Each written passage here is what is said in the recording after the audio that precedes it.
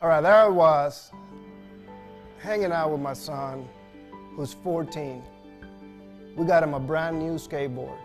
And here I am trying to figure out, okay, I want to see why we pay so much money for this board. And I'm trying to think, this better be the best skateboard ever. So I get on it, roll down my driveway, and go flat on my head and my shoulder.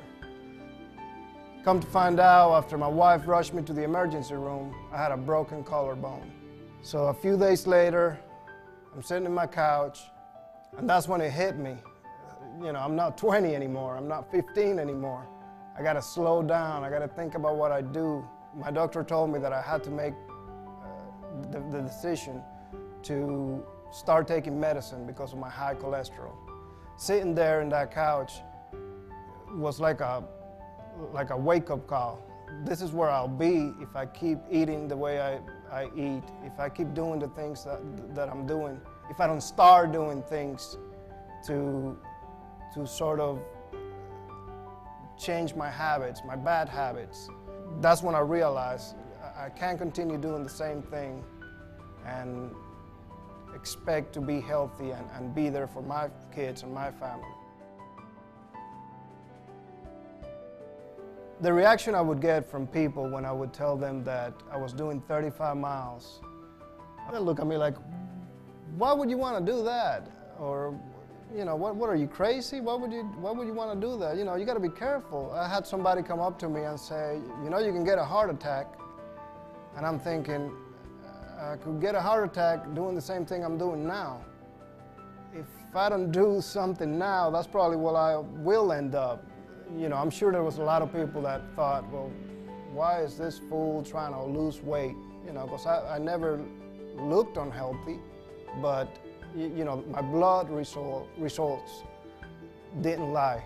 Those people that at first were a little bit hesitant to, you know, that would tell me, you got to be careful, why are you doing that? Why don't you just go on medicine? They eventually came around because they would see the change in me. They would see that my face was getting a little bit thinner. They would see that my pants were loose. They would see how much energy I had. Just came back from a 4-mile run scheduled on my June the 9th. It's 106 days left. Just recorded my fastest time. It was 32 minutes and 50 seconds. 4.01 miles. June 20th? Mm-hmm. Yeah, 20. June 20th. Just completed 7 miles in an hour and 3 minutes. Yesterday was pretty cool because it tracked 250 miles since I started doing this, since September of last year. So that's pretty exciting news. And after completing 7 miles, I feel pretty good. Not even really all that out of breath, just sore. I'm sweating like a dog. The number one motivator for me to run or attempt to complete this 35 miles was my health. The ability to be healthy, to be able to be there for my family and be there for my wife, be there at work for the people I work with and for. It was a big difference as soon as I started running and eating well, how much productive I was. I was productive at work, I was productive at home. So as selfish as it sounds, I did this for me, for my health. On a Sunday morning, September 23rd, I started walking and I had it all figured out. I had planned to walk 5 miles and then start running. And that's what I did. I walked at 5 o'clock in the morning, very dark, and around 10 o'clock or 10:30, I made it to my 22-mile mark. And at that time, I was feeling really good. And I had planned to stop at 22 miles, but instead I just kept on going because I was feeling good.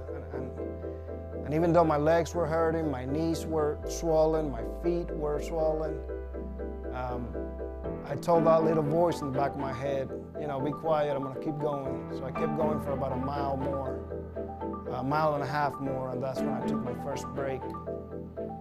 After that, I started to run again, and every step I took, it just hurt a lot. But by that time, I had my whole family following me around. And there was no way that I was gonna quit then. But I knew I had to do it, and it was the best feeling, completing the 35 miles. When I was coming down the road, my kids ran up to me, and they ran with me the last 200 meters. And that was the best feeling in the world, coming to it and getting a hug from my wife and you know, actually sitting down and saying, I did it. Hi, Papi. I knew you could do it. I know you could do it. Jesus Rodriguez. I ran 35 miles on my 35th birthday.